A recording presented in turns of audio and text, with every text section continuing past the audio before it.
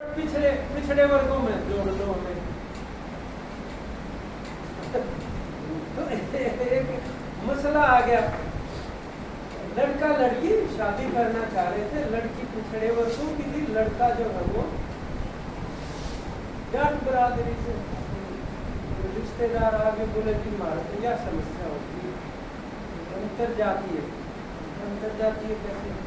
बोले हम जाट हैं तो ये पिछड़े, उनका फिर जाट अब पकड़े हम पिछड़े हो रहे ये पिछड़े पहले आगे रहे तो अंतर जातीय खड़ा हो गया, कोई भी पिछड़े तुम भी पिछड़े, ये तो मांग है वो लग जाता कि पिछड़ा मान लिया जाए। तो फिर बोले नहीं हम उसा पिछड़ा नहीं मानना चाहते। क्यों, दिक्कत क्या है? हम तो बड़ी मुश्किल से तो ऊपर में सर के हाँ यार ये समाज वगैरह का सारा ले गए, सांस्कृतिक विकास हुआ, अच्छा चलो भाई ठीक है। तो नीचे का जो शूद्र है, अब ऊपर के तीन जो वर्ण है, नीचे के शूद्रों में फिर जातियां हो गई अलग अलग। अब वो चाहे रही तो होंगी, इसलिए भाई कौन क्या काम करता था, खेती के साथ भी जुड़े हुए थे। अब किसान मान लो खेत में है तो उसका हल्का काम गणिया खाती भी है, लुहार भी है, उधर से कुम्हार भी है, उधर से वो जो चूल्हा है वो भी है, सारे वो गांव के कारीगर करते हुए वो मिलजुल के काम करते थे। तो उस हिसाब से वो उनकी फिर जातियां। लेकिन ये छुआछूत का जो सिस्टम है ये कहाँ से आ, इसको दूर करना समाज सुधार है। और ये बात डॉक्टर अम्बेडकर ने कही कि जब तक इसको छुआछूत को दूर नहीं किया जाएगा भारत तरक्की नहीं कर सकता। ये परिस्थिति है। यही बात कम्युनिस्ट कह रहे हैं कि जाति को अपनी पहचान जाति की बजाय वर्ग की करनी पड़ेगी।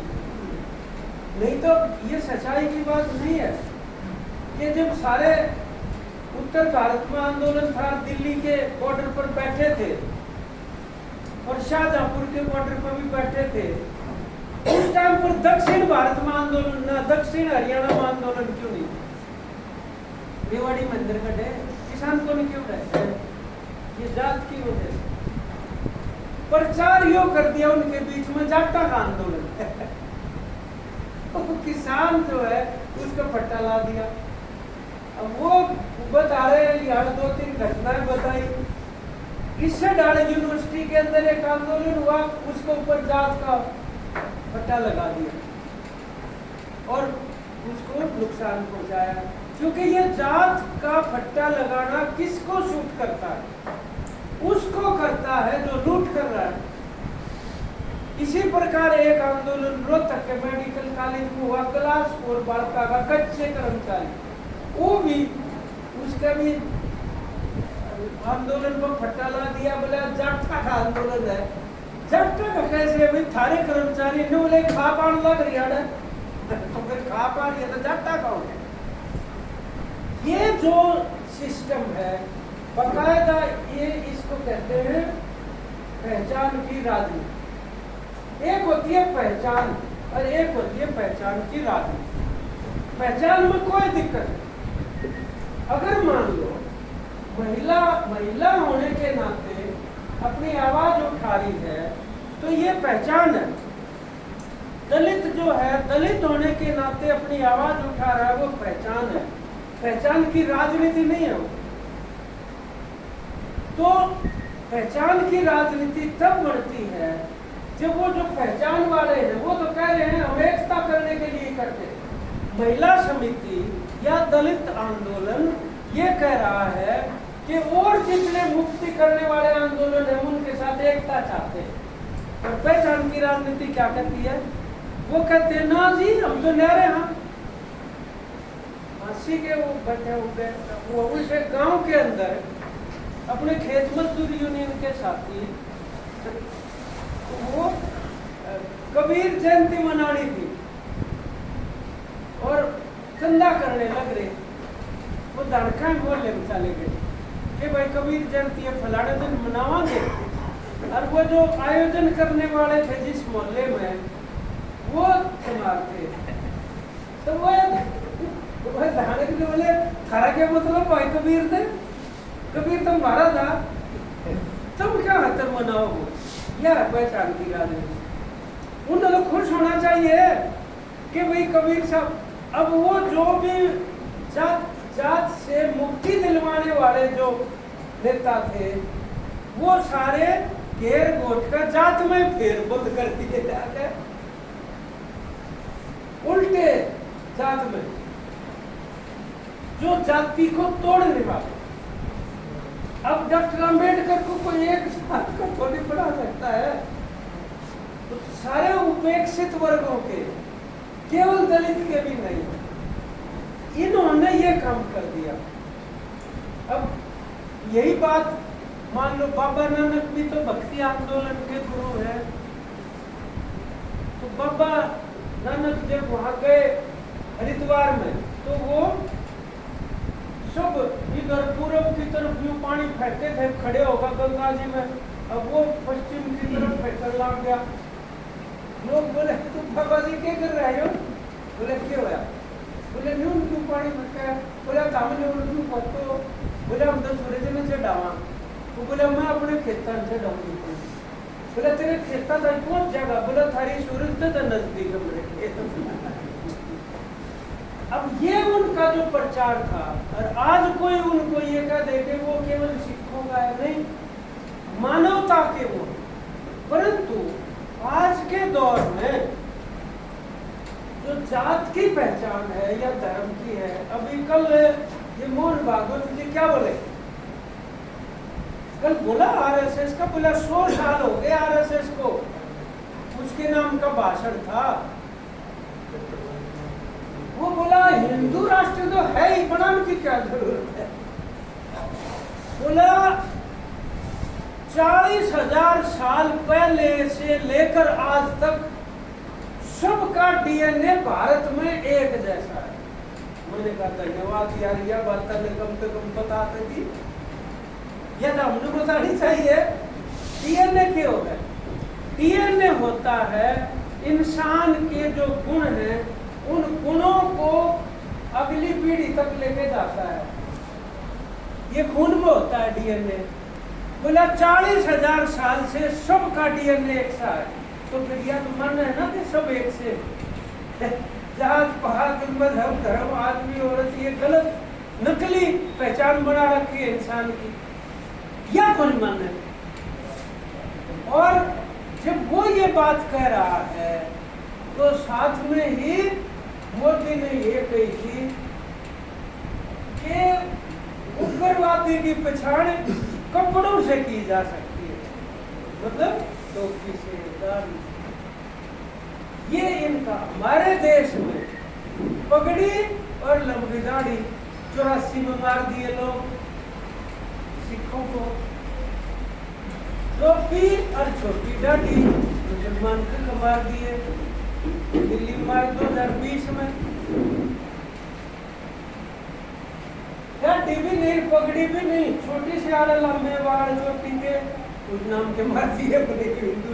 भाई लड़ी जाओगे, अरे तो छोटे है, बड़े है, लंबे है, टोपी है, पगड़ी है। भाषा के हजारों भाषाएं भारत में, क्या दिक्कत है भाई? करके क्यों थोपते हो किसी की भाषा? जो है वो ठीक है।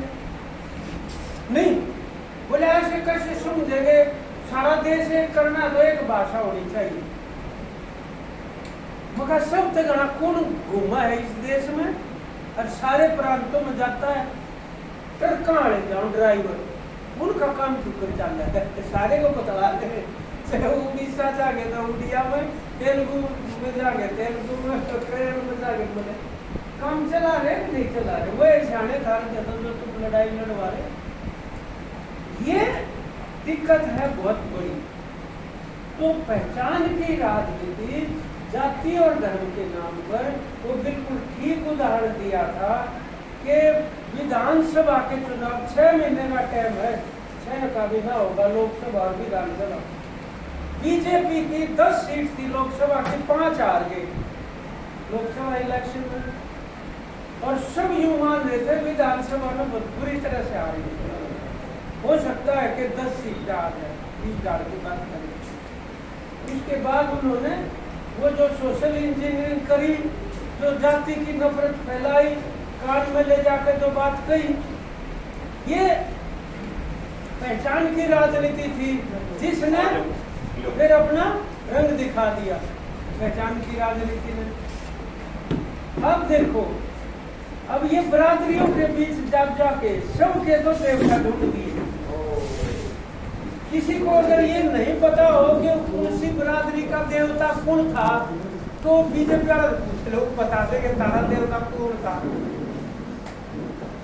बोले हमारे तो फिर याद नहीं रहे, नारे तो थारा वो लगवा देते हैं बुद्ध चौक के ऊपर। हाँ जी, हमारे तो जी साहब हमारे देवता का बुद्ध लगवा दो, ठीक है। दूसरी बात, उनमें तो कोई एक सुराजन छोड़ देगा। और यूपी में क्या बात, यूपी में बीजेपी ने कौन सा फार्मूला लाया राज लेने का? उन्होंने ये कहा मायावती का राज आ जाएगा तो किसका होगा बताओ? बोले चमारा का। फिर जो चमार को नहीं दलित, तुम क्या खतर लाग रहे हो? चमारा का होगा राज है। और मुलायम सिंह का की का होगा? बोले यादवा का। तो गैर यादव जो पिछड़े उनका ये का तुम क्यों लाग रहे हो? उनका तो हम की जाओ, तुम हमारी घर हम लेवांगे। उन दोनों को मिला लिया और श्रवण जातियां पहले आई थी, उनके साथ राजा गए। ये फार्मूले हैं उनके। कोई रोजगार, कोई मतलब उद्योगीकरण, कोई शिक्षा, कोई स्वास्थ्य, कोई सामाजिक उत्पीड़न के सवाल उठाए होना, और इस प्रकार की पहचान की राजनीति का प्रयोग करते हुए इलेक्शन के अंदर किसी की 2% वोट हो, मान लो किसी बरादरी 100 में तो 2% पासा पलट सके, उनमें से 2-3 लीटर पकड़ेंगे। देख भाई बात सुन ले, अपना राज आना वाला राज में हिस्सा करवा देंगे थारा, अपनी बरादरी इकट्ठी कर लेंगे जी। बरादरी इकट्ठी कर लेगा, उनका कहेंगे एक बात बताओ भाई, कुरुक्षेत्र में थारी धर्मशाला है? मिलेना जी। और सब की है कि नहीं? हाँ जी, सब सारी जातियां की हो ना धर्मशाला। बोले फिर तो पूछे किसे ने? ये पूछांगे तुम, कोई बात नहीं, सारी धर्मशाला भी बनेगी, राज्य में हिस्सा बोलो अपा पीछे निभाई करे। इसका मतलब यो है, शहर में भी जाओ ना तो आप अपनी धर्मशाला में सो जाइयो, किए दौरे लौटना नहीं जाकर दूसरी जाते आते शहर में भी मन्ना बेटी हो जाए, यो काम कर दिया। अरे जब अपनी नहीं था इस धर्मशाला में सो ऐसे खाने बना दिए। ये बहुत बड़ा पहचान की राजनीति एक खतरा है जो लोगों की वर्गीय एकता नहीं होने देगा, और वर्गीय एकता हुए बगैर ये बात बन नहीं सकती है। मजदूर अकेला लड़े जाओ, किसान अकेला लड़ता रहेगा, दोनों का दुश्मन कौन है? आज अगर मान लो किसान की तकलीफ है, आज वो कर्जे में है, आज उसके बच्चे बेरोजगार हैं, तो उसकी लूट कौन कर रहा है? कारपोरेट। बातें कारपोरेट ही तय करा है, आड़ दिया थोड़ी करा है, आड़ दिया तो बोल नहीं रहा है, किराया नहीं था कारपोरेट का। कैसे करता है? धान सस्ता, चावल महंगा, सरसों सस्ती, तेल महंगा, चना सस्ता, दाल महंगी। चना दाल बनाने ताई क्या करे? दो फाड़ करी होगी और के मोड़ चढ़ा दिया होगा और छिलका भी रख लिया और फिर भी इतना महंगा। ये है कारपोरेट का काम। 100 रुपए किलो सेब लेकर शिमला से, हिमाचल से, और बंबई के अंदर 240 रुपए बेचता है। आप अंदाजा लगा लो कि कि इनके बीच में मुनाफा कितना, तो कोई तो हिसाब होना चाहिए ना भाई। 10-20 रुपये किलो का चलो हो जा कोई हिसाब, इतनी बड़ी लूट कारपोरेट के बीच में होने लग रही है। एक नंबर 2, वो जिसको बेच रहा है वो कौन है? फिर जब मार्केट में आएगा माल पक्का हो गया, बल्कि सेब वगैरह तो पक्का भी नहीं थी, साहब साए है कच्चे माल से पक्का माल बनाकर जब मार्केट के अंदर आता है तो किसान भी, मजदूर भी, मध्यम वर्ग भी सब वो खरीदना है। तो कच्चे की लूट हुई और उसके बाद पक्के की लूट हुई, उन्हीं को बेचा पक्का करके। तो दुश्मन दोनों का कारपोरेट हुआ। अब आप एक बार मान लो कारपोरेट को आगे से हटा दो और कोऑपरेट कर दो, कोऑपरेटिव। 1-1, 1.5 एकड़ वाला 2-2 बीघे जमीन वाले का पड़ता खाजा ला के खेती करने में, वो नहीं खाओ। वो 20-30 इकट्ठी कर लो अपनी खेत को, आपको लगेगा ये उनका काम तो नहीं, बनने भी मेरा बहुत मुश्किल है। लेकिन जब राह नहीं बचा ना कुछ भी, जब कुछ तो सोचनी पड़ेगी। कारपोरेट तो ये कहेगा तेरा पड़ता खोने का धरती बेच दूंगा, और तो कुछ नहीं। यहाँ तो क्या अगर हम क्या बनाएंगे, स्मार्ट सिटी के लिए कितनी धरती चाहिए? 5 लाख किले चाहिए। देख लो कहेगा अगर से ग्लोबल सिटी जी, हाँ जो भी है, 5 लाख एकड़ जमीन, कितने गांव खत्म हो जाएंगे। और 35,500 एकड़ 5 जिलों की वैसे मांग रहे हैं। किला के भी नंबर दे दिए कि जिसने बेचनी है 31 अगस्त तक इधर का दे दो। जैसे पंजाब में करा था 65,000 एकड़ जमीन लैंड पूलिंग में ले थे, किसानों ने उनको रोका। जब आंदोलन से नोटिस वापस हुआ, यही स्थिति है। ये बिजली में, शिक्षा के निजीकरण में, स्वास्थ्य के निजीकरण में, सारी चीजों के अंदर लोगों को लूट कर और कारपोरेट आएगा। और लोग ना लड़े इसलिए उनको अलग अलग खानों में बांट दो, पहचान की राजनीति का इस्तेमाल। इस खेल को समझना जरूरी। लूट अगर बंद करनी है, चाहे दूसरे मुल्क की चाहे अपने देश के कारपोरेट की, तो हमें दोनों चीज और बतानी पड़ेगी। एक तो अपनी एकता और दूसरा अपना संविधान यानी अपने अधिकार। तो 3 ढाल का हमला है। क्या कहा? एक आर्थिक, एक अधिकार के ऊपर और एक एकता के ऊपर। तो अगर हमला 3 ढाल का है तो रिक्शा भी तो 3 ढाल की होनी चाहिए ना। तो आर्थिक लड़ाई भी है, उसका एक पहलू सामाजिक और एकता को बचाने वाला है, और तीसरा पहलू है संविधान और अधिकार को बचाने। तो हमले के 3 पहलू हैं, तो रक्षा करने के भी 3 दिशा पकड़नी पड़ेगी। और यह नहीं हो सकती कि ये जो जात पात और हिंदू मुसलमान सांप्रदायिकता की नफरत फैला रहे हैं, ये 6 महीने पाछे लड़ लेंगे, एक बार कपास की लड़ाई लड़ लेंगे, और फिर अधिकारों की ओर 2 महीने पाछे। ऐसे नहीं हो सकता। यह इकट्ठी लड़नी पड़ेगी। एक ही समय में लड़ाई के रुख 3 रखने पड़ेंगे। और इसके अंदर आर्थिक अधिकार को लेने के लिए हमें अपनी जो पहचान की राजनीति है, वो वर्गीय राजनीति अपनानी पड़ेगी। वैज्ञानिक सच तो ये है कि वर्ग लुटेरे कमेरे, और काल्पनिक सच ये है कि जाति और धर्म में बांट रखे। इस चक्कर में हम किसी के धर्म के विरोधी नहीं, किसी के धर्म के विरोधी नहीं।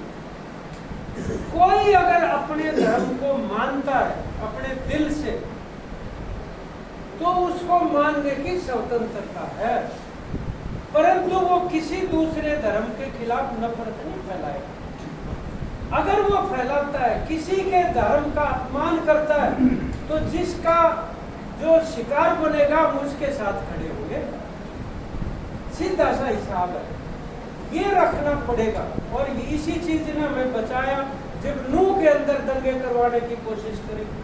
वो सोचते थे सारे का फैला देंगे इनको, लेकिन किसान आंदोलन की वजह से नूह वाली घटना 2 साल पहले की फैलने नहीं दी।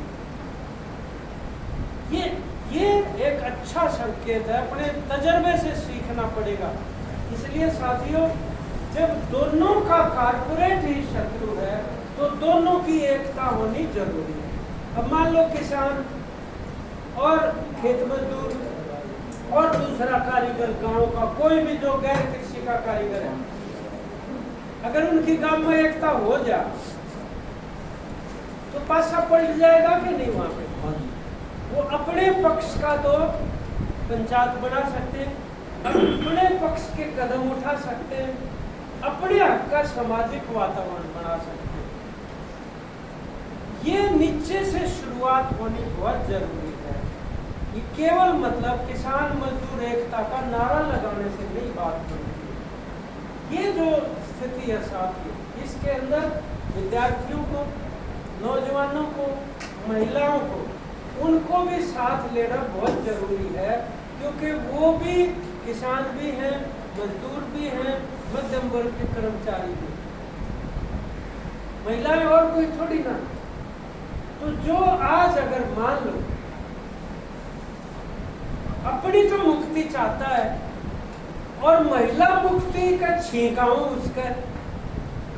उसको वो अधिकार देना ना चाहे तो उसको अपनी मुक्ति नहीं मिलेगी ना। मुक्ति उसको मिलेगी जो दूसरों को भी मुक्ति देने के लिए तैयार हो, नहीं तो मिलेगी नहीं। कुछ लोग पैर पीट लेते हैं। सबकी मुक्ति इकट्ठी संभव है, क्योंकि इनकी ताकत के मुकाबले वही ताकत। आप एक हाथ किसी का बांध दोगे ना, वो आधी ताकत कम होगी लड़ने की। और महिला को अगर उसका हिस्सा नहीं मानेंगे तो आप ये मान के चलो कि एक हाथ बांध दिया नहीं। अभी इसके ऊपर से कोई कितने तो चुटकुले सुना लो और कितने इसे भ्रम फैला लो महिलाओं के बारे में। एक दिन एक बस में बोला, आगे से एक महिला कार चलाती आ रही है, तो ड्राइवर ने भी कि मैं कह दी होगी, है बोले बैठ जाए, सीट पर चलानी जानती नहीं। तो एक आदमी मेरे सारे बैठा था, उन्होंने बोला फिर बढ़िया क्या है, इनका दिमाग तो है नहीं। बोला अच्छा भाई। मैं बोला एक बात बता दो, तेरी माँ कूड़ा घेर का आग रहता सले में? बोले हाँ घेर का। बोला तू पैदा हुआ जब तक बन घेर का आई तासड़े में कूड़े की साथ कुर्डी पे। बोले मेरी माँ के पागल है तू, है दिमाग ना होता महिला। इस किस्म की धारणाएं और चुटकुले और दलितों के बारे में, अलग अलग जातियों के बारे में बोला। वो हमारे भजन सुनाने आता था, मस्त जी बहुत अच्छा रागनी गायक था। मन कॉलोनी में वकील बुलाते थे, उसने कुछ कहते हुए एक शब्द ना गलत बोल दिया, अकल की जगह अकल कह दी। तो एक वकील बोला, अरे भाई महावीर अकल होता अंकल नहीं होता। दूसरा वकील बोला कोई बात नहीं, क्या हो गया तुम्हारा। फिर वो रागनी गाट गया के बोला, बोला थारा नाच पानी खागा दे बावड़े था हम भी हो गए। मगर इसका तो पूरा फोड़ोगे, ये सारी चीज जाना है। हाँ फिर ने बोला दो बरादरी है जी जिन पर चुटकुले पड़ रहे जाट चमार।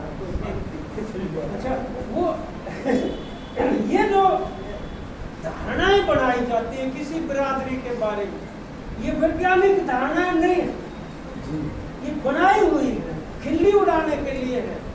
आप बता दियो चुटकुले कहने वाले कहेंगे एक बार बूढ़ी छुपाई, कभी को एक बार बुढ़ा था, बुढ़ा तू कौन पर, वो इसलिए क्यों है गाभरू कह दे तो मुंह फोड़ दे।